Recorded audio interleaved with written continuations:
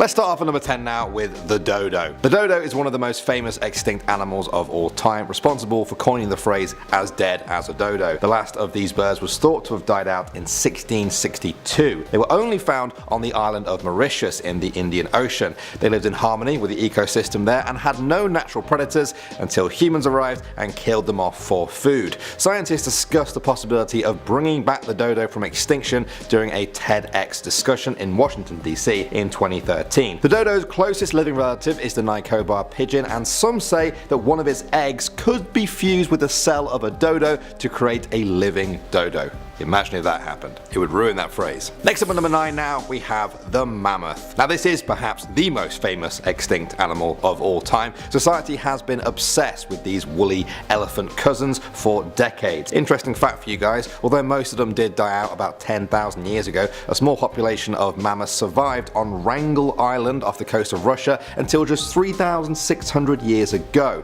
That's nothing if you think about it. Humans were running around at the end of the Bronze Age during then. Anyway, because of how recently they died out and how many of their bodies became frozen in the permafrost, scientists have actually been able to extract cells from mammoth remains. The plan is then to splice specific mammoth genes into the genome of an elephant embryo to create a sort of mammoth-elephant hybrid with all the mammoth traits we recognize. Now this isn't just for no reason either. Some scientists say that these new mammoths could help prevent tundra permafrost from melting and releasing huge amounts of greenhouse gas into the atmosphere. Moving on to number 8 now, we have the thylacine. This species died out in the 1930s after being hunted to extinction in its native Australia. It may look like a dog, but the thylacine actually belonged to the marsupial family and was a relative of kangaroos and koalas. A group of Australian scientists led by Michael Archer have previously worked on bringing back the thylacine from extinction. They called themselves the Lazarus Project. Their efforts only managed to capture some of the fragments of the thylacine DNA though, and not enough for a true clone. Still, even this was enough for people to see the thylacine as a strong candidate for eventual de-extinction. Next up at number 7 now, we have the gastric brooding frog. This little frog was native to the eastern coast of Australia and went extinct less than 100 years ago. It got its name from its interesting method of reproduction. The females would swallow their fertilized eggs, which would then hatch into tadpoles in the frog's stomach before being vomited out into the water. It sounds gross, but it definitely worked. Because of how recently they went extinct, scientists recovered enough genetic material to create living embryos. They haven't been used to create an actual gastric brooding frog yet, but some argue that even this means they are already back from extinction. Moving on to number 6 now, we have the bucado. The bucado was a wild goat native to the Pyrenees. The last one, a female named Celia, died in January 2000. Scientists preserved her cells and attempted to bring the species back from the dead. They injected the nuclei from Celia's cells into goat eggs that had been emptied of their DNA. They then implanted 57 of them into different goat surrogate mothers of closely related species.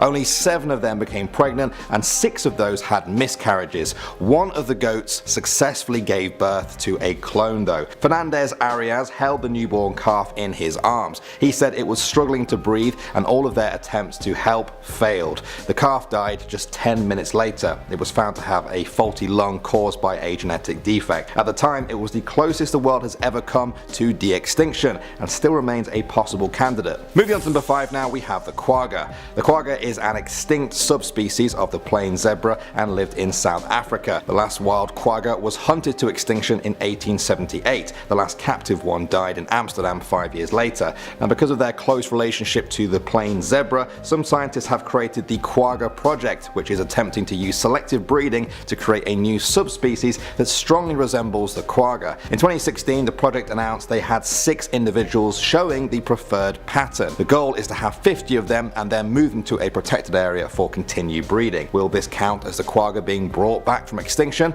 Let me know what you think. Alright, moving on to number 4 now, we have Steller's sea cow. This sea mammal was discovered by Europeans in 1741 on Bering Island in the northern Pacific Ocean. It went extinct just 27 years later after being hunted for its meat, fat and hide. It belonged to a group of species known as Dugongidae. The only surviving species of that group is now the dugong. Some scientists hope that if enough sea cow DNA can be recovered, they can fuse it with the egg of a dugong and bring back the sea cow from extinction. One major problem though is size. Modern dugongs are just a fraction of the size of the extinct sea cow, so the pregnancy would be extremely difficult. Let's just say that. It's a problem that's still being worked on though. Next up at number 3 now, we have the passenger pigeon. Okay, this one might not be as cool as some of the other animals on our list, but give it a chance. In the 1860s, there were billions of these pigeons across North America. One account said that a flock once passed over southern Ontario that was a mile wide, 300 miles long, and took 14 hours to pass overhead. Less than 50 years later,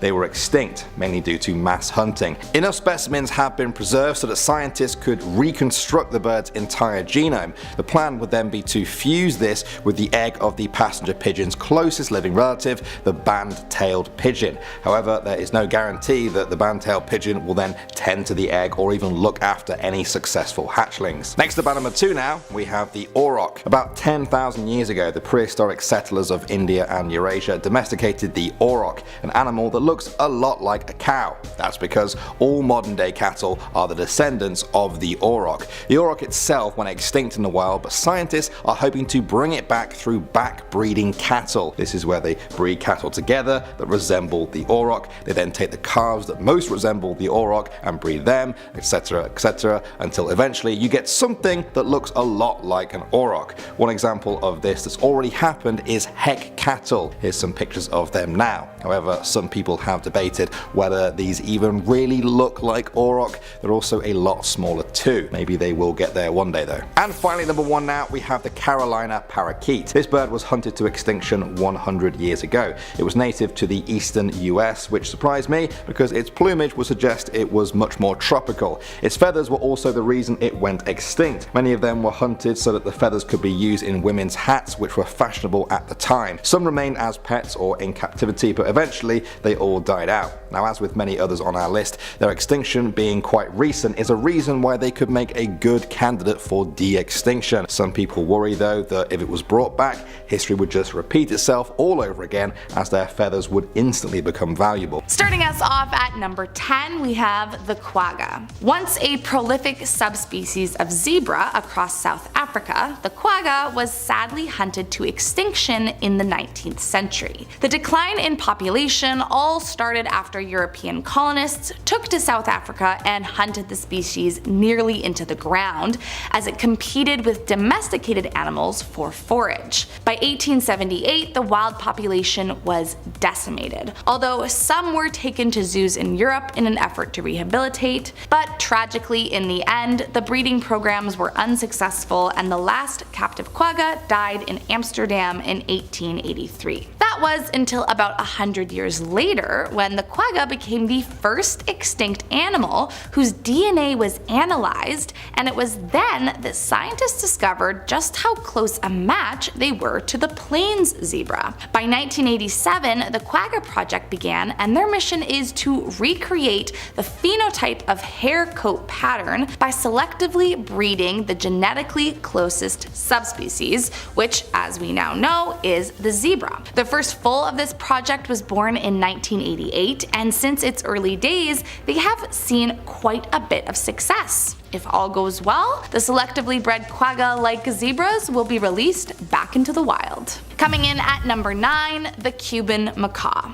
Prior to the 15th century, these vibrant and colorful birds could be found all over the main island of Cuba. But when Europeans landed, they had other plans for these parrots. Although indigenous populations had hunted the species prior to the colonists' invasion, once the Europeans arrived, the amount soared. Many were hunted or traded, while others were sent back off to Europe to live as cage birds, and eventually, by the late 19th century, between the rampant overhunting and habitat destruction, the very last of the Cuban macaws died, making the species extinct. But according to the British writer Errol Fuller, aviculturists are rumored to have bred birds similar in appearance to the Cuban macaw using the genes of a sister species. So who knows, we could be seeing them fly around Cuba in the near future. Coming in at number 8, the Arabian oryx. Historically speaking, the Arabian oryx could have been seen roaming roaming around throughout most of the Middle East. But by the time the late 19th century rolled around, you were not likely to see one outside of Saudi Arabia,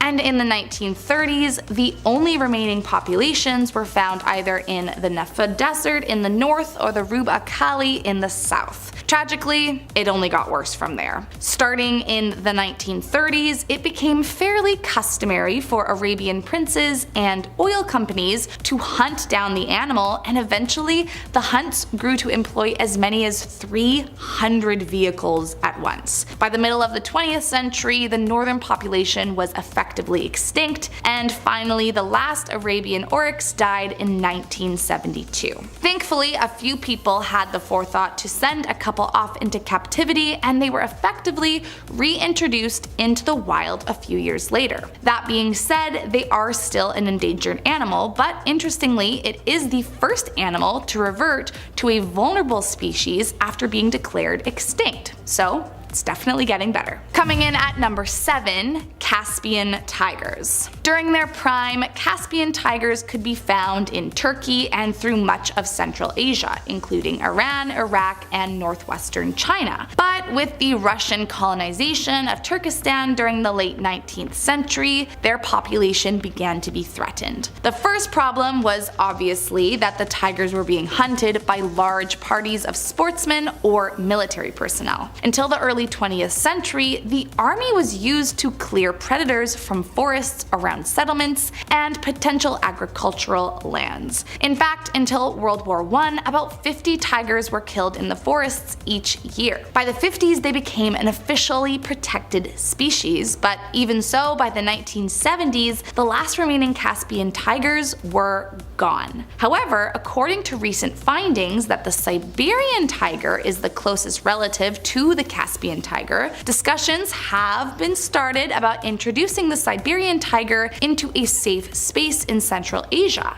And hopefully, if they get it right, the tiger would adapt and live successfully where the Caspian tiger once roamed. Coming in at number 6, heath hens. Once an extremely common bird, heath hens were a subspecies of prairie chicken that could have been found just about anywhere across North America in colonial times. However, like many other species, the population was deeply affected by colonizers who hunted them extensively for food. In fact, it has been speculated that at the first Thanksgiving, it was actually heath hens that were served, not wild turkey. However, by the time the 18th century rolled around, the heath hens developed a reputation as being the poor man's food, as it was cheap and plentiful. And as the hunting continued to soar, the heath hens became more and more of a distant memory. By the 1870s, the animal was virtually extinct from the mainland, with only a few hundred left on Martha's Vineyard, until eventually the late 19th century put a hunting ban in to try and keep the species alive after an estimated 70 remained. This worked for a while, but due to a myriad of problems, the last remaining heath hen died in 1932. But there is still hope for them to return. As they are closely related to the prairie chicken, scientists have started researching projects aiming at the de-extinction of the animal using DNA from preserved cells as a basis for restructuring the DNA of greater prairie chickens. So with any luck, heath hens could be roaming around soon again. Coming in at number 5, oryx. Considered to be the wild ancestor of modern domestic cattle, oryx were a species of large cattle that once lived in Europe, Asia, and North Africa. And when I say large, I mean large. Apparently, oryx could reach a height of 6.6 feet at the shoulder and weigh up to 3,000 pounds. However, due to hunting and habitation loss, the oryx became extinct when the last individual died in 1627. However, recreating the extinct species may not be an out-of-this-world thought according to scientists. Starting back in the 1920s, Heinz Heck, a German biologist, initiated a selective breeding program where he attempted to breed back the oryx using several cattle breeds. Essentially, the idea was to breed out what they had been domesticated for, and the result was called Heck cattle. By the 1980s, herds of Hek cattle were released into the Netherlands, and since, Hek cattle have been crossbred with other European cattle breeds in the hopes of creating a more oryx-like cow. Coming in at number 4, the dodo. Maybe the most recognizable of any extinct species due to just how straight up bananas this bird looked was the dodo. Once upon a time it was found exclusively on the island of Mauritius, but what was most fascinating about the dodo was that it evolved without any natural predators. However, like many animals that evolved in isolation, the dodo was entirely fearless of humans. However, this fearlessness, coupled with its inability to fly, unfortunately made the dodo an all too easy target for sailors. Although contrary to popular belief, it wasn't just hunting that took out the dodos, but the introduction of other animals like monkeys and pigs into their habitat, who destroyed their nests and forced them into a competition for limited resources as well. So, have these cartoon-looking birds actually been brought back since their 17th century extinction? To be honest, not technically. But scientists are trying. Beth Shapiro, a professor of ecology and evolutionary biology at the University of California, said that she has completed fully sequencing the dodo's genome from an ancient DNA based on genetic material extracted from dodo remains, and the next steps are in the works.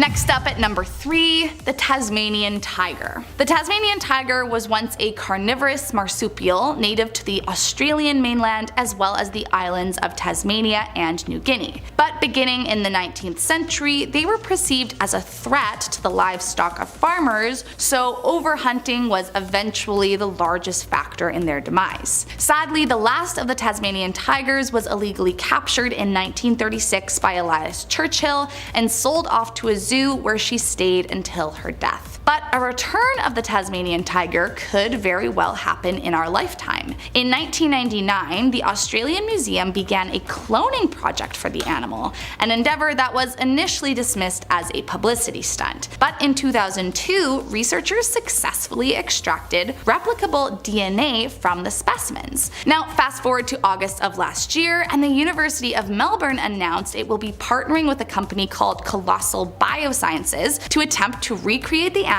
using its closest living relative and return it to Tasmania. Coming in at number 2, the woolly mammoth. I'm sure we're all familiar with the gigantic fuzzy ancestor to the elephant because, well, it's probably one of the most famous extinct species recorded. The last isolated population of woolly mammoths lived on Wrangel Island in the Arctic Ocean until roughly 4,000 years ago, and famously the first actual remains of the behemoth were found in Siberia in the late 18th century. Interestingly, at first, the researchers studying them were incredibly confused because they could not understand how a warm climate animal such as an elephant could have wound up in such a freezing cold area. But eventually they put all the pieces together and came to the realization that what they had found were the remains of an extinct animal. Amazingly, since those first few skeptical years, thanks to the cold temperatures in the Arctic, the carcasses of the extinct creature have been super well preserved by ice, allowing scientists to access the DNA in ways that is not always possible. And thanks to that, it is apparently in the works to try and bring the beasts back into the world. In fact, after a genome project for the mammoth was completed in 2015, it has been proposed the species could be revived through various means. So while it hasn't happened just yet, by the sounds of it,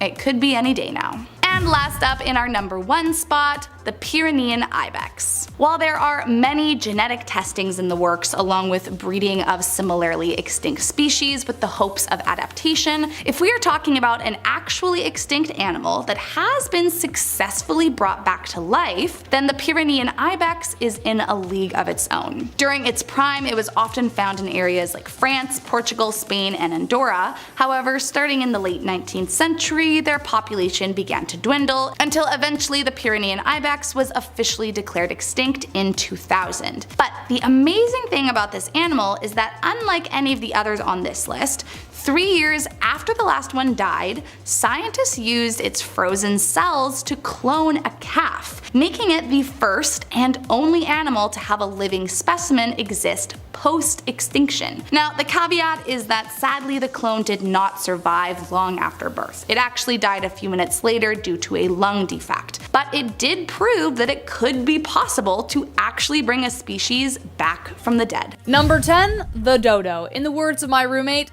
dodo. Classic. Perhaps one of the most infamous extinctions known to man was that of the dodo bird. When humans met the dodo bird, they were literally eaten to death within 80 years, I think, of their discovery. They were easy to catch, and as their name suggests, they weren't the smartest. But guys, there are some really exciting things happening in the world of genetics, and finally, scientists are on the way to bringing them back. After collecting various DNA samples, in January 2016, the University of California announced they have completed the genome sequence of the dodo bird, opening a variety of doors. With this new information, scientists may be able to recover enough DNA to create a clone to implant in the eggs of the closely related modern pigeon.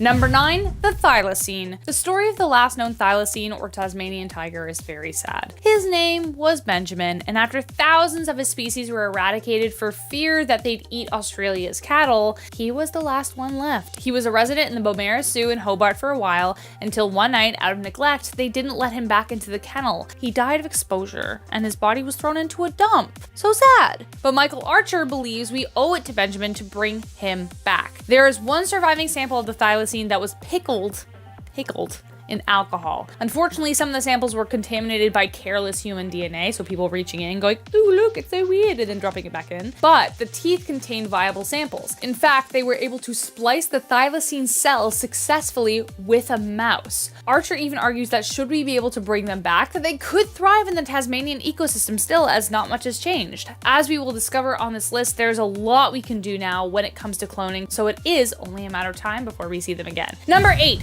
aurochs. You may have never heard of aurochs, but they are one of the most important creatures to have ever walked this earth. They are the great-great-grandparents of all living cattle today, so I guess you better thank them for the burger you're barbecuing. Aurochs used to roam all across Europe and were responsible for managing biodiversity through grazing. However, this species was hunted to extinction in 1627, but its DNA still lives on. The Toros program aims to bring back the aurochs as a functional wild animal by backbreeding its closest relatives. It may not be exactly the same, but they hope to genetically breed this cattle to the point that it resembles as closely as possible the original aurochs, kind of like a modern day equivalent. Number 7, the ground sloth. Somebody warn Kristen Bell because I don't know if she will actually be able to handle this. The ground sloth was a massive version of the sloths we know now that existed around 8,000 years ago. Imagine a sloth combined with a giant bear. So nice. They make the de-extinction list only because we do have DNA samples that have been extracted from a preserved strand of hair, so it could be done. The biggest problem preventing this, however, is the fact that no surviving relatives are large enough to give birth to it. But what scientists may be able to do is grow one in an artificial womb, which scientists in the Netherlands say they are within 10 years of perfecting. Number 6, the Steller's sea cow. When I say sea cow, you might imagine the slow and lovable manatee, and you're not entirely wrong. They kind of look like a cross between a manatee and a sea lion. The Steller's sea cow is an extinct Sirenian marine mammal which is in the same order as the manatee. It used to live in the North Pacific Ocean during the Pleistocene and Holocene epoch and was last discovered in 1741 by the Vitus Bering's Great Northern Expedition, but disappeared by the end of the 18th century. Scientists estimate that climate changes as well as Paleolithic human hunting may have been the reason the numbers were already so low even before Europeans made the last strike. Like some others on this list, however, scientists were able to sequence the genome, which could mean we may see these creatures again one day.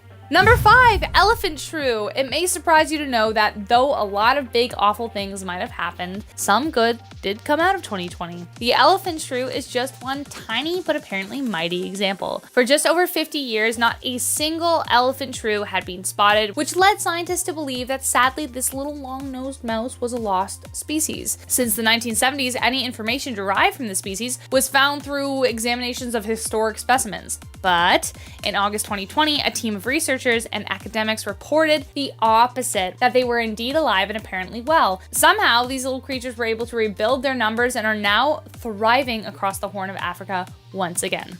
Number 4, the woolly mammoth. Since the film Ice Age came out, I'm sure a lot of us can't picture the animal without imagining like Ray Romano's voice along with it, because that's what we do. But eventually, we may not have to use only our imaginations to see real-life woolly mammoths. Mammoths preserved in the permafrost in Siberia have given paleogeneticists enough data that they have been able to sequence the woolly mammoth genome, which we already know is super important. With this data, they may be able to clone the creature or edit the genetic material to its closest living relative, the Asian elephant. But it gets even cooler than that. In 2019, scientists from Japan and Russia announced a significant step towards this goal. They were able to bring cells of the woolly mammoth back to life. They were able to recover cells from the hind leg of a juvenile mammoth they found in Siberia that was uncovered in 2011. They successfully implanted 28,000-year-old cell nuclei into mouse cells. So though we may be very far off from actually seeing a mammoth, the kind of technology that's being developed here is astounding. Like, it's so cool. Scientists hope that they can use this technology to help prevent whole species from disappearing forever. Bringing back the woolly mammoth has a lot of scientific and ethical boundaries that need to be addressed. For instance, they're social creatures. You'd need to bring back a whole herd. How would you introduce them back into the wild? Yada, yada, yada. But how cool is it that extinction in the future may rarely happen again if we can master this technology? Number 3, the gastric brooding frog. The cooler name of this amphibian is the Rheobatrachus, which were a kind of ground-dwelling frog native to Queensland, Australia. It was one of 2 known frog species that was capable, of incubating their offspring within their stomach of the mother. She would swallow her own eggs, her stomach would stop making hydrochloric acid to avoid digestion, and transform her stomach into a womb, essentially. When the anywhere from 20 to 25 tadpoles hatched, the mucus from their gills kept the acid at bay, which was super exciting for scientists because then they could figure out how to do that in humans if they were able to study them. But unfortunately, these frogs disappeared almost as soon as they were discovered. Unfortunately, both species of this weird and wonderful genus became extinct around the mid-1980s, but the scientists, a part of the appropriately named Lazarus Project, planned to bring it back to life. Previous cell samples of this species collected prior to the 1970s have been preserved for 40 years in a conventional freezer. In 2013, Professor Mike Archer and his colleagues announced they were able to successfully grow early-stage cloned embryos containing DNA from the gastric brooding frog. Though it's taking longer than a couple years, the Lazarus Project is still on track to bring this unique creature back to life. But it's also important to note that frogs across the world are dying from the deadly chytrid fungus, and this technology could save them all. Number 2, the quagga. So they actually have brought this back, kind of. The quagga was a type of zebra that used to roam South Africa in herds before European settlers killed them all. But now scientists in Cape Town figured out how to bring them back. Quaggas had stripes very similar to zebras, but they only appeared on the front half of their bodies and are brown along the rear. Eric Harley, the project's leader, discovered that the key to bringing back this animal was through genetics, of course, as we know now. By testing quagga skins, they discovered that they were actually a subspecies of the zebras we know and love. Therefore, it could be possible to manifest the genes through selective breeding, and they were right. They are now in the 5th generation of the breeding process, and already there are less and less stripes and the appearance of a brown color. The next step would be to see if they can exact the pattern and behavioral differences between the quagga and zebras, not just the coloring. So they still got a long way to go, but really cool. Number 1, the Pierian ibex. So technically, this is the only species to ever go extinct twice. The Pierian ibex, or Picardo, became extinct back in 2000 when a fallen tree fell on the last female Celia.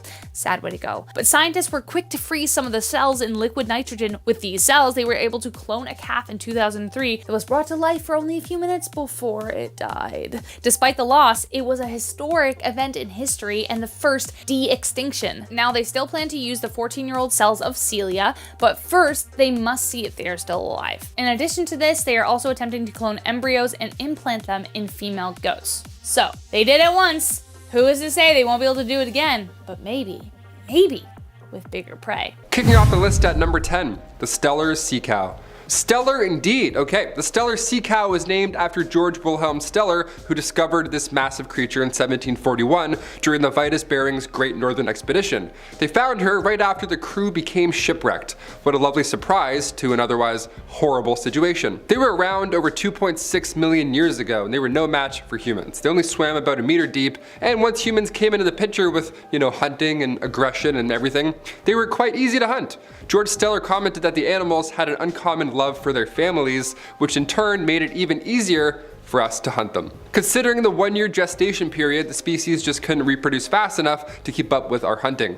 But this list, we have a little hope now, don't we? Scientists were able to sequence the genome, which could mean we could see the creature again one day. Hopefully. The answer may lie right now in the DNA of a dugong.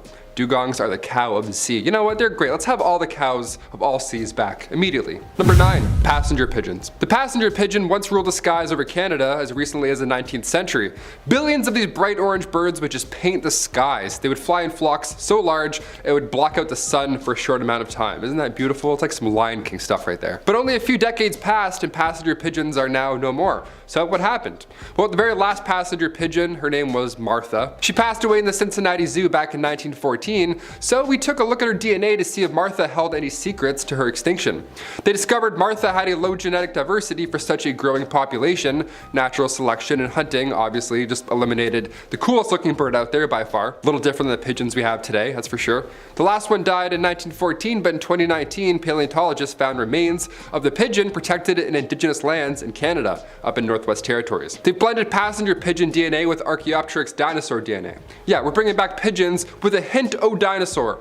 What could go wrong? Number 8, the woolly mammoth. It was announced only months ago that a team of scientists and entrepreneurs over at a company called Colossal are planning to bring the woolly mammoth back to life. That's just the thing we need right now in this world. Out of all the problems, we're like, you know what could solve it? The woolly mammoth, for sure.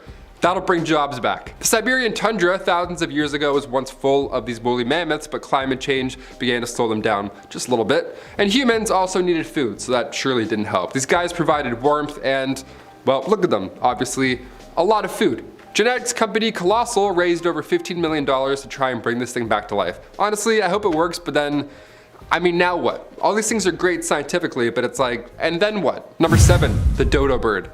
Speaking of the devil, we're definitely gonna eat these guys. Dodo birds were once big and beautiful. These flightless ground nesting birds once filled the island of Mauritius, located in the Indian Ocean. They had massive talons, they were big, gray, and blue, and they didn't have any natural predator, which is pretty sweet.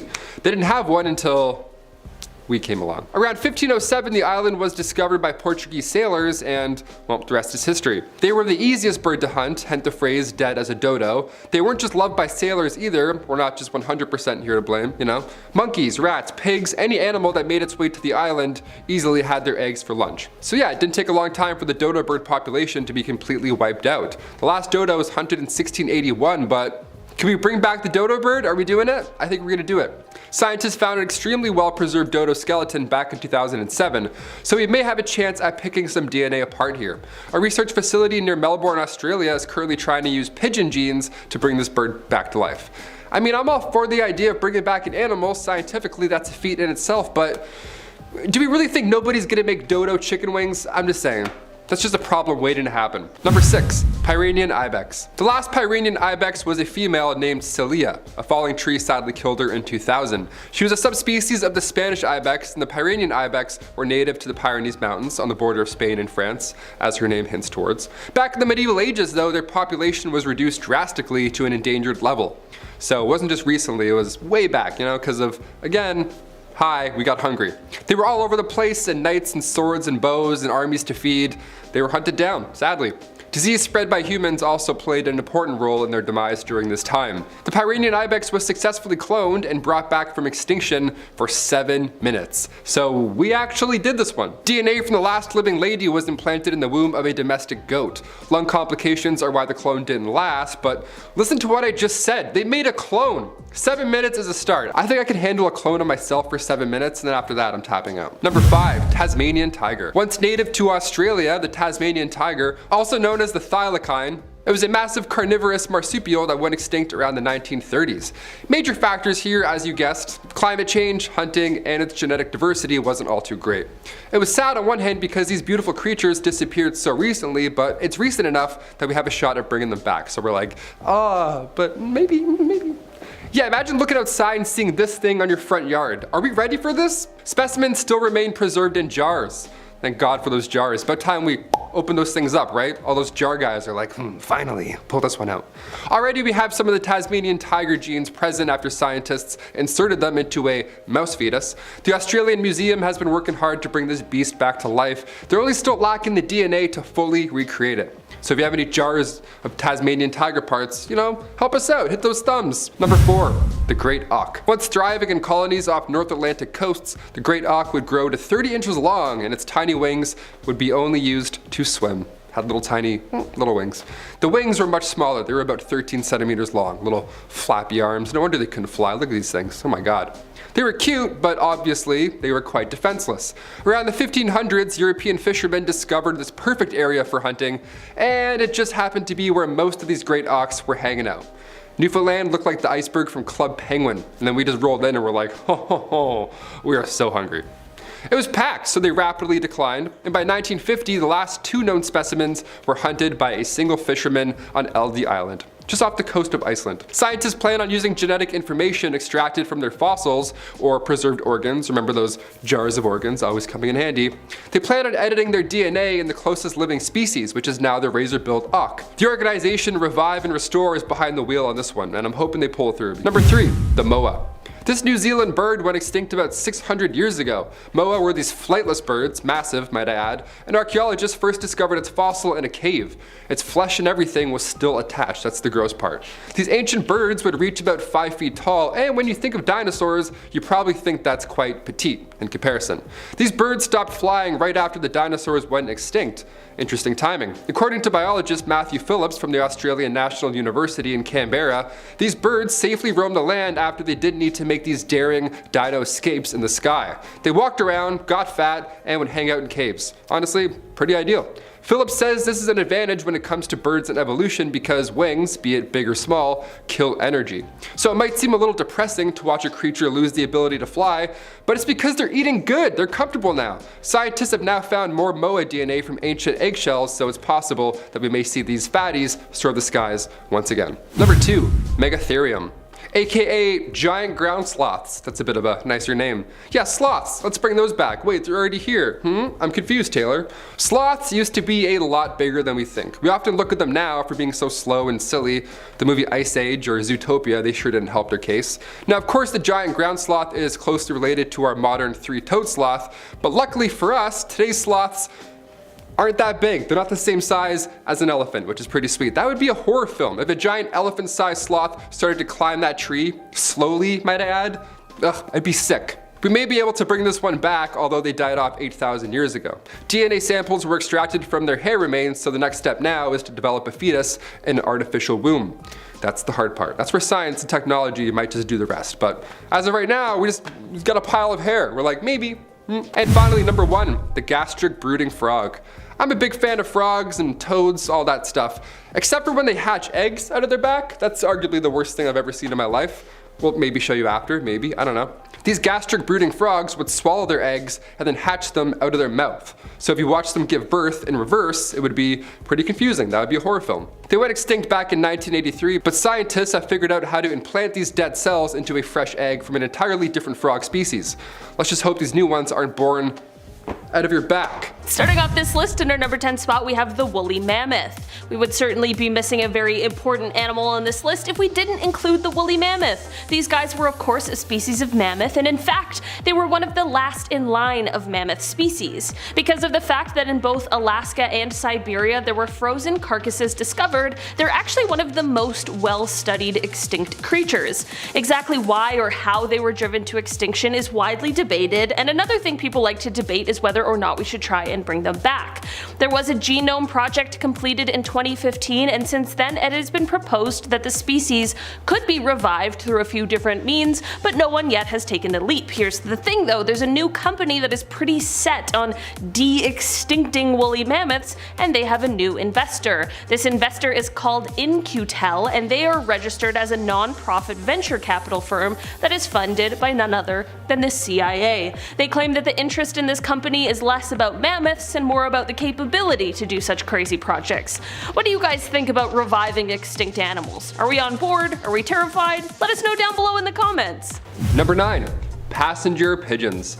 The passenger pigeon once ruled the skies over Canada as recently as the 19th century. Billions of these bright orange birds would paint the skies, but only a few decades passed and passenger pigeons are gone. They're just no more. Now we have the pigeons that follow you onto the subway, you know? What happened, right? The very last passenger pigeon was Martha. She passed away in the Cincinnati Zoo back in 1914. So we took a look at her DNA to see if Martha held any secrets to her past, and lo and behold, they discovered Martha had a low genetic diversity for such a growing population. Natural selection and hunting eliminated arguably the coolest looking bird alive. Well, not alive anymore. The last one died in 1914, but in 2019, paleontologists found remains of the pigeon in protected indigenous lands in Canada in the Northwest Territories. They blended passenger pigeon DNA with archaeopteric dinosaur DNA. So that's science for you. We're bringing back pigeons with a hint of dinosaur. What could go wrong? In our number 8 spot today, we have the western black rhinoceros. The western black rhino was a subspecies of the black rhinoceros, and they made their home in the savanna of sub-Saharan Africa. These guys were unfortunately the victims of poaching, which led to their rapid decline. Isn't that a bit ironic? People got so greedy trying to kill these incredible animals so that they could make money off of them, and now they can't make any money off of them because they killed them all. What a genius business plan. Anyways, this species first originated around 7 to 8 million years ago, and for most of the 1900s, it was the highest population of rhino species. That all changed, however, as from 1970 to 1992, the population of black rhinos in general decreased by 96%. Other than poachers, another main culprit for the decline was farmers who killed the animals to protect their crops that were placed close to rhino territories. The last sighting of a western black rhinoceros was in 2006 in Cameroon's northern province, and sadly the subspecies was officially declared extinct in 2011. Number 7. The great auk. Once thriving in colonies off North Atlantic coasts, the great auk would grow to 30 inches long, and its tiny wings would only be used to swim. Their wings were about 13 centimeters long, and they were so cute, and obviously, just looking at them, they were quite defenseless. I don't know if you could have picked up on that, you could probably take them. Very cute, very defenseless, you get it. Around the 1500s, European fishermen discovered this perfect area for hunting. And sadly, it just happened to be where most, if not all, great auks were living. Newfoundland looked like the iceberg and club penguin. It was kinda, dare I say, perfect. Unless you were, of course, a great auk. You were eating good if you were a fisherman, so the number rapidly declined, and by 1950, the last 2 known specimens ever were hunted by a single fisherman on LD Island, just off the coast of Iceland. Yeah, one dude just Thanos the bird population. Nice, what a monster, what a great brunch. Scientists now plan on using genetic information extracted from their fossils, or preserved organs, because some have organs in jars just hiding around. They plan on editing their DNA into the closest living species, which is now the razor-billed auk. The organization Revive and Restore is behind the wheel on this one. You'll see a few names come up over and over on this list, and yeah, not too many companies are trying to bring animals back from the dead. In our number 6 spot today, we have the Morian viviparous tree snail. This was a species of air-breathing tropical land snails that were endemic to French Polynesia. This extinction was actually caused by a chain of events that happened after something humans did. The African land snail was introduced into Tahiti in 1967 as a food source, but it quickly escaped and began to destroy crops. Biologists wanted to attempt to control the African land snail, so they decided to introduce the rosy wolf snail to the area in 1977. Well, this went absolutely haywire, as the rosy wolf snail didn't just control the population of African land snails, but rather started to eradicate all of the snails that were native to the area, which of course includes our little friend, the Morian viviparous tree snail. So this one little introduction led to them becoming totally extinct in the wild. These snails do still exist in captivity, and there have been attempts to re-release them into the wild, but the rosy wolf snail continues to prey upon them, so at this point researchers are unsure if it will ever be possible for them to live in the wild again. Number 5. Megatherium, aka giant ground sloths. How lovely and terrifying is this one? Sloths used to be a lot bigger than we think. Yeah, we often laugh at them for being so slow and funny looking. The movie Ice Age certainly didn't help their case. Now, of course, the giant ground sloth is closely related to our modern three-toed sloth. But luckily for us, today's aren't the same size as an elephant, because that would be a horror film. We wouldn't be alive anymore. I'd be sick to my stomach. If a giant elephant-sized sloth was in that movie, that would be not a family feature film. That is terrifying. That's Jurassic Park now. But we may be able to bring this one back, although they died off 8,000 years ago. DNA samples were extracted from their hairy remains, so the next step is to develop a fetus in an artificial womb. Yeah, that sounds easy, doesn't it? Let's just do that, sure. Let's 3D print it. In our number 4 spot today, we have the Tasmanian tiger. These guys are actually less like tigers that we're used to, but they're actually marsupials. But not really like the marsupials we know today. These guys are a carnivorous marsupial that was native to Australia mainland and the islands of Tasmania and New Guinea.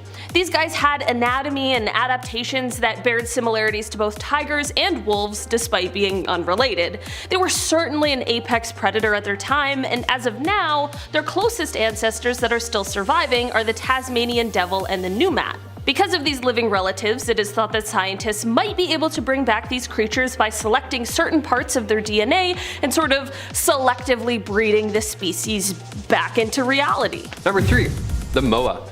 This New Zealand bird went extinct about 600 years ago. The moa were these flightless birds, massive and terrifying, might I add, and archaeologists first discovered its fossil in a cave. Its flesh and everything was still attached. They had no idea what they were looking at for numerous years. And to be fair, yeah, it's haunting, it's terrifying. These ancient birds would reach about 5 feet tall, and when you think of dinosaurs, you probably think that's quite petite in comparison to, the scary ones. But the birds actually stopped flying right after dinosaurs went extinct because they didn't need to fly anymore. They didn't need to run for their lives. According to biologist Matthew Phillips from the Australian National University in Canberra, these birds were then safely able to roam the land after they didn't need to make these daring dino air escapes. It's beautiful. They just walked around, got fat, and would hang out in caves, then they eventually died off. Dare I say, the perfect demise. Phillips says this was an advantage when it came to birds and evolution because wings, big or small, they do kill energy. So it might seem a little depressing to watch a creature lose the ability of flight, but well, it's because they're eating good, okay? Good problems. Scientists have found more moa DNA from ancient eggshells, so yeah, it's a possibility we may see these fatties soar the skies once again. They just gotta, shed a few bird pounds, that's all. In our number 2 spot today, we have the woolly rhinoceros. We talked about another kind of rhino before, but now we have a woolly one. I didn't even really know that these once used to exist.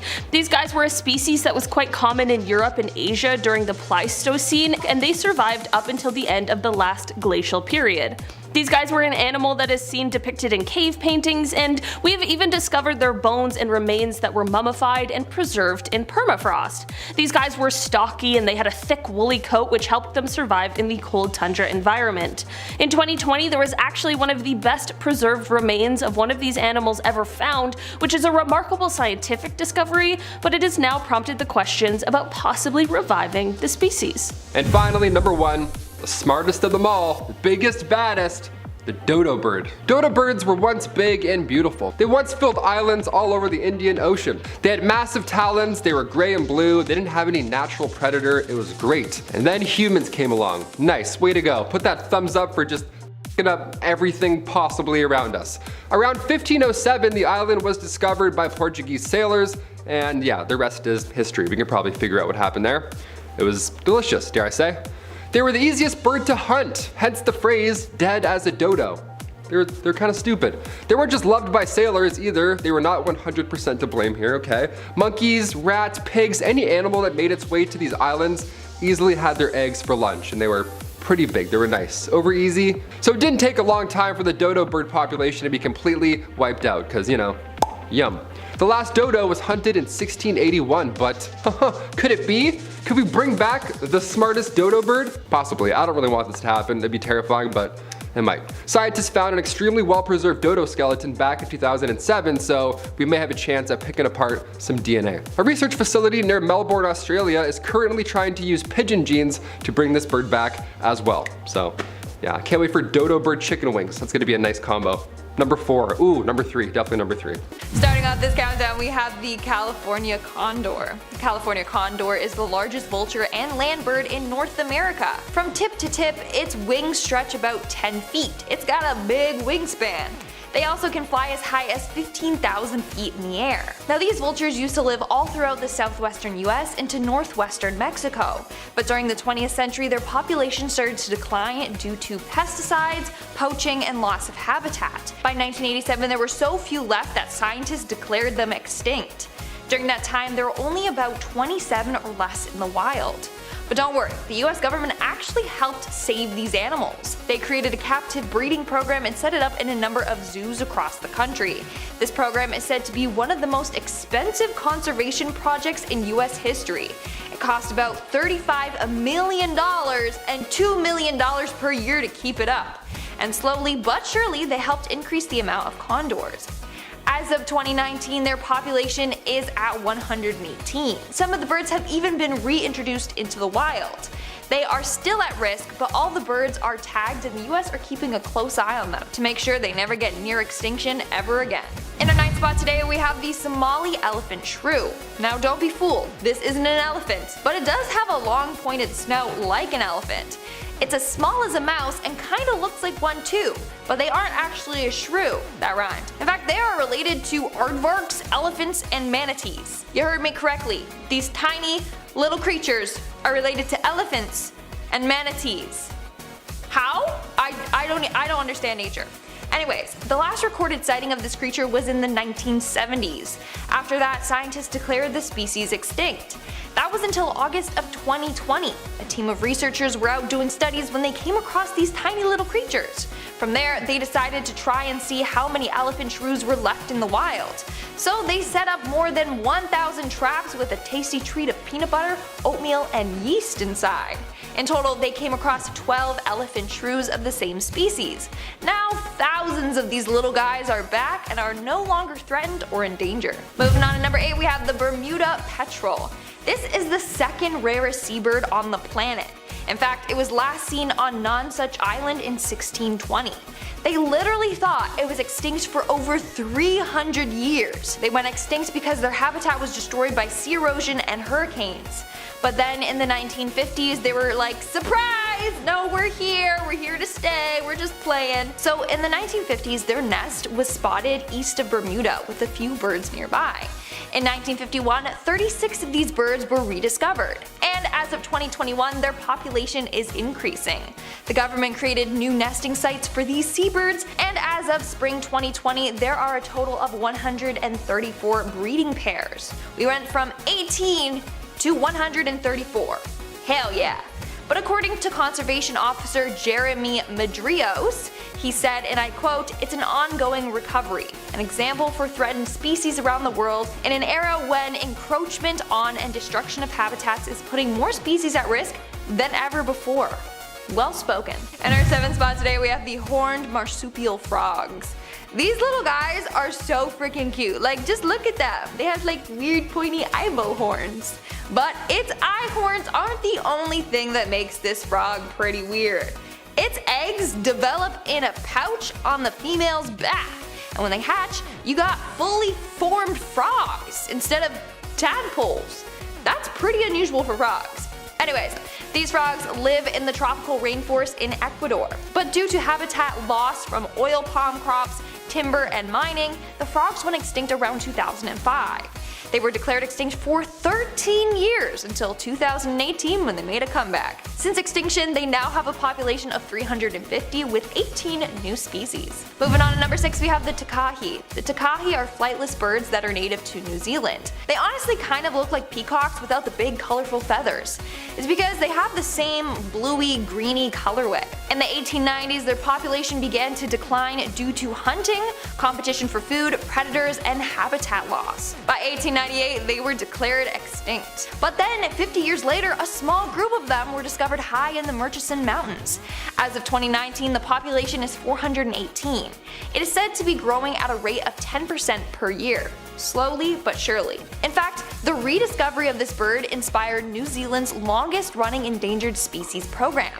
It's been in the works for more than 70 years now, with plans to make sure that this animal or any other animal never becomes extinct again, as well as they help save endangered species. We're now at our 5th and halfway mark with the tarsier. These are one of the cutest animals to ever exist. Just look at it. It looks like a cute little weird monkey, squirrel, alien thing. Like, I want one as a pet.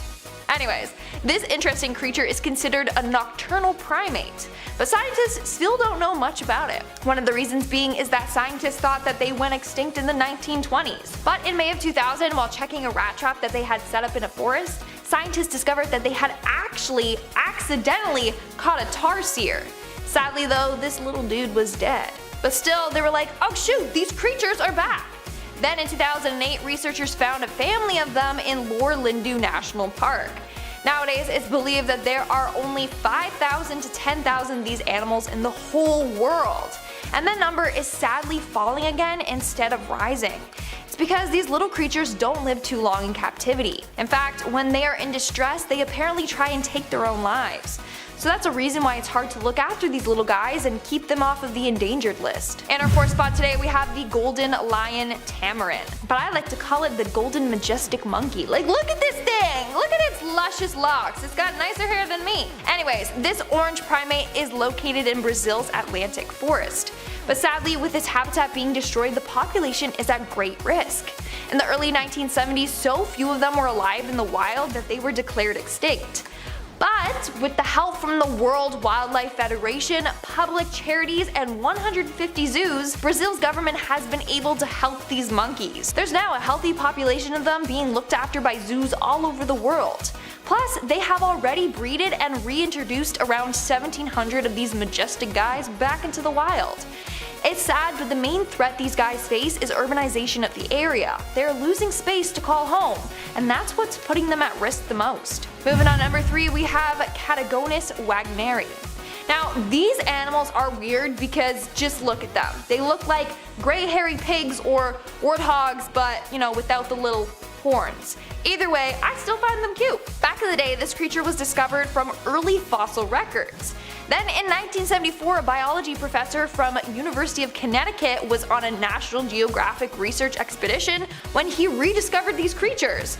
And they are no longer considered endangered or extinct. A huge population of them live in a 2,400 acre area in Gran Chaco. They hide out in the bushy, thorny areas so that they are safe from jaguars and pumas and local hunters. Another huge population resides in the Tagua Sanctuary at the CCCI Conservation Center. In our 2nd spot today, we have the Tasmanian Devil. Not the dude from Looney Tunes, don't worry, he's still being animated and he as well. Anyways, the Tasmanian Devil used to be found all over the place, but now they are only found on the island state of Tasmania. Around 3,000 years ago, these creatures went extinct because of predation. They were being hunted by the dingo. And then they were hit by the devil facial tumor disease, which is a contagious form of cancer. This spread like wildfire and killed 90% of the population.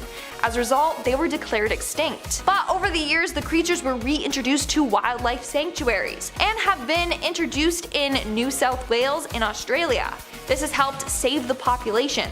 Plus, the population is thriving in Tasmania, as there are no dingoes there to hurt them. And in our number 1 spot today, we have the coelacanth. The coelacanth, which is spelled nothing like it's pronounced, I thought it would be like coelacanth, but no, I guess not. Anyways, these dudes have the most famous comeback story of all time. These fish were said to have been around when the dinosaurs were alive. That's right, that's how old these dudes are. In the 19th century, that's when scientists discovered a fossil of this fish. The fossils were said to be over 410 million years old. It's said that they went extinct around 66 million years ago. That was until 1938, when they were rediscovered off the coast of South Africa. That has to be the greatest comeback of all time. They still are critically endangered, but the fact that they managed to survive millions of years is absolutely insane.